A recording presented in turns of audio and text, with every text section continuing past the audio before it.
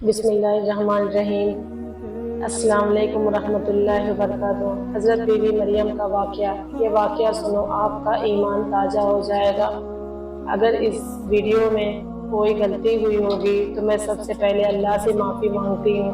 उस पाक खातून के पास अल्लाह का फरिश्ता आया और कहा, ऐ कुंवारी मरियम, अल्लाह तुझे एक नेक औलाद अता करना चाहता है। खातून ने कहा, ये कैसे मुमकिन है जबकि मुझे किसी मर्द ने छुआ तक नहीं। फरिश्ते ने कहा, ऐसा करना तेरे रब के लिए बहुत आसान है।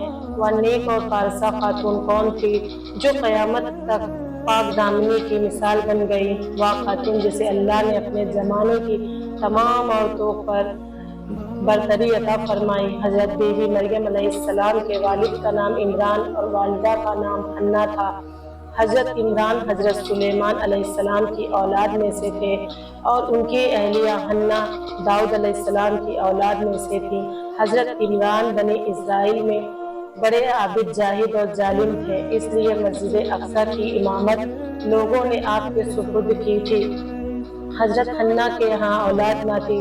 एक रोज़ आपने एक दरख्त के साए में एक चिड़िया देखी जो अपने बच्चे से प्यार कर रही थी और उसे दाना खिला रही थी। यह मंजर देखकर आपका दिल भर आया और आपने बारगाह इलाही में औलाद के लिए दुआ की। लिहाजा अल्लाह ने आपकी दुआ कबूल फरमाई। हज़रत मरियम अलैहिस्सलाम की पैदाइश से कब्ल आपकी वालिदा ने मन्नत मानी कि अपनी औलाद को बैतुल मुक़द्दस की खिदमत के लिए नजर कर देगी। बनी इस्राइल के यहाँ यह रिवायत था कि जो लड़का अल्लाह की नज़र कर दिया जाता वह न शादी करता था, न दुनियाई मसाइल में दिलचस्पी लेता था, सिर्फ इबादतगाह में खिदमत करता और खुद इबादत में मशगूल रहता था। लिहाजा हन्ना ने अल्लाह से बेटे के लिए दुआ की थी, लेकिन इनके यहाँ बेटे के बजाय बेटी की पैदाइश हुई। हज़रत हन्ना ने लड़की का नाम मरियम रखा। सिरियानी ज़बान में मरियम के माने खादिम गे हैं। चूँकि आप मस्जिद अक्सा की खिदमत के लिए वक्त कर दी गई थी, इसलिए यह नाम मौजू समझा गया। हज़रत मरियम अलैहिस्सलाम की विलादत से कल ही आपके वालिद वफ़ात पा गए, इसलिए हन्ना ने विलादत के बाद आपको एक कपड़े में लपेट कर बैतुल मुक़द्दस के उलमा के सामने पेश कर दिया ताकि वह उन्हें अपनी किफ़ालत में ले लें। जब हज़रत मरियम अलैहिस्सलाम बैतुल मुक़द्दस में लाई गई तो मुजाहिदों के दरमियान इख्तिलाफ पैदा हो गया। हर कोई खुद को आपका ज़्यादा हकदार समझता था। फिर यह फैसला हुआ कि मुजाहिरीन वह कलम जिसमें वह तौरेत लिखते हैं पानी में छोड़ दें। जिसका कलम पानी के बहाव में बहने के अलावा उल्टा बहेगा वह मरियम अलैहिस्सलाम की किफ़ालत का हकदार होगा। इस मुकाबले में हज़रत ज़करिया अलैहिस्सलाम भी शामिल थे। उनके कलम को अल्लाह ने पानी में बहाव के उल्टे तरफ बहा दिया और वह उनकी परवरिश के हकदार हो गए।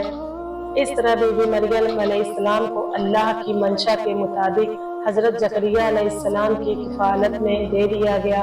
हज़रत ज़करिया अलैहिस्सलाम की बीवी हज़रत मरियम की खाला लगती थी, लिहाजा उनसे बढ़कर उनकी बेहतर परवरिश और कोई न कर सकता था।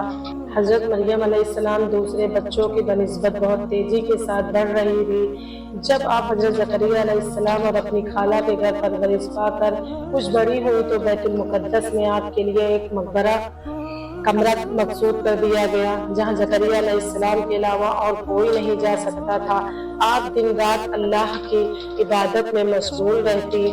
जब हज़रत ज़करिया अलैहिस्सलाम आपके पास आते तो हैरान होते, क्योंकि आपके पास बेमौसमी फल मौजूद होते।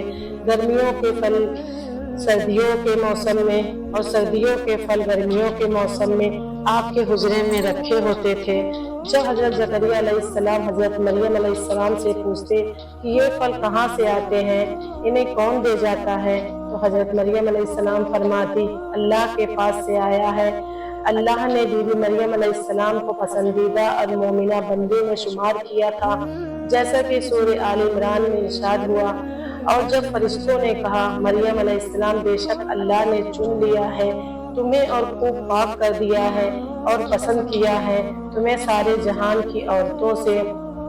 मरियम अलैहिस्सलाम खुलूस से इबादत करती रही अपने रब की और सजदा और रुकू करने वालों के साथ रही। बीबी मरियम علیہ السلام جس مقصد کے لیے چنی گئی تھی وہ ابھی باقی تھا۔ آپ دن رات اللہ رب العزت کی عبادت سے ریاضت میں مشغول رہتے تھے، یہاں تک کہ بنی اسرائیل میں یہ مشہور ہو گیا کہ بی بی مریم علیہ السلام نہایت ہی عبادت گزار، پاکیزہ اور متقی خاتون ہیں، اور لوگ آپ کا بہت عزت اور احترام کرنے لگے۔ پھر وہ وقت آیا جب جبرائیل علیہ السلام حضرت مریم علیہ السلام کے پاس تشریف لائے۔ بی بی مریم علیہ السلام ایک غیر مرد کو اپنے حجرے میں دیکھ کر پریشان ہو گئی۔ حضرت جبرائیل علیہ السلام آپ کے پاس انسانی شکل میں تشریف لائے تھے۔ حضرت مریم علیہ السلام آپ کو دیکھ کر بولی، اگر تو کوئی خدا طرف انسان ہے تو تجھ سے خدا رحمان کی پناہ مانگتی ہوں۔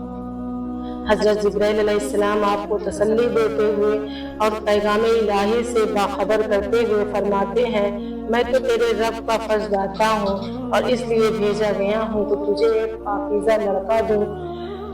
کنواری مریم علیہ السلام حیران ہو کر فرماتی ہیں، میرے یہاں لڑکا کیسے ہوگا جبکہ مجھے کسی آدمی نے چھوا تک نہیں اور نہ میں کوئی بدکار عورت ہوں۔ حضرت جبرائیل علیہ السلام نے کہا، ایسا ہی ہوگا، تیرا رب فرماتا ہے کہ ایسا کرنا میرے لیے بہت آسان ہے، اور ہم ایسا اس لیے کریں گے کہ اس لڑکے کو لوگوں کے لیے ایک نشانی بنائیں گے اور اپنی طرف سے ایک رحمت، اور یہ کام ہو کر رہنا ہے۔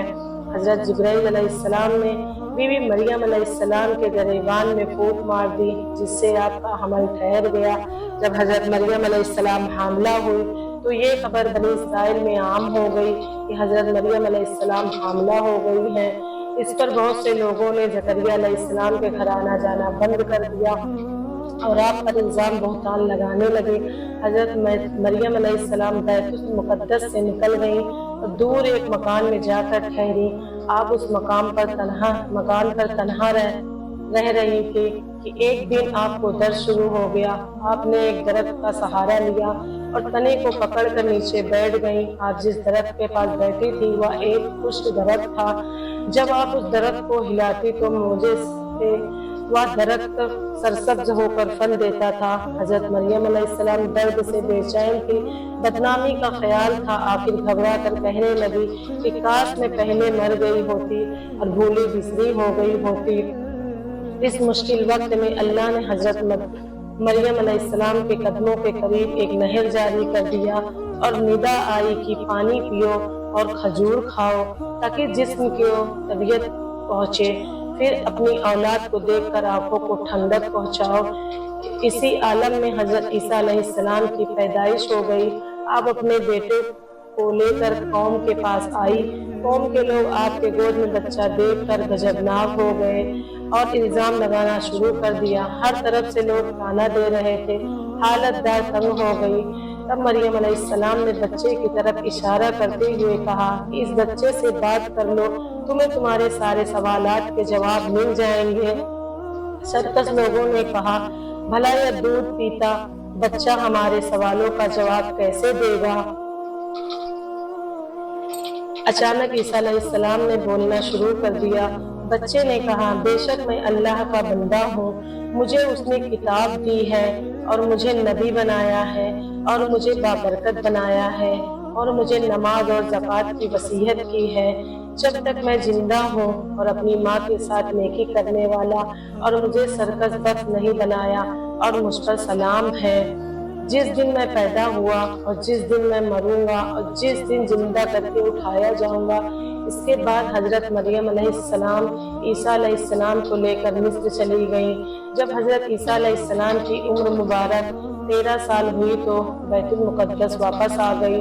روایتوں میں حضرت مریم علیہ السلام کی تاریخ وفات 35 عیسوی اور آپ کی عمر 51 سال لکھا گیا ہے۔ اسلام کے علاوہ کیتھولک اور آرتھوڈاکس عیسائی بھی حضرت مریم علیہ السلام کو نہایت عقیدت احترام کی نگاہ سے دیکھتے ہیں، اور آپ وہ واحد خاتون ہیں جن کا نام قرآن مجید میں درج ہے اور بائبل کے پرانے عہد نامے میں بھی موجود ہے۔ حضرت عائشہ رضی اللہ تعالیٰ عنہ سے روایت ہے کہ نبی صلی اللہ علیہ وسلم نے فرمایا، اللہ نے مجھے خبر دی ہے کہ جنت میں میرا نکاح مریم بنت عمران موسیٰ کی بہن کلثوم اور فرعون کی عورت آسیہ سے بھی ہوگا۔ اگر یہ ویڈیو اچھی لگے تو اسے زیادہ سے زیادہ شیئر کریں، کمنٹ باکس میں بتائیں اور اسے لائک شیئر سبسکرائب ضرور کریں۔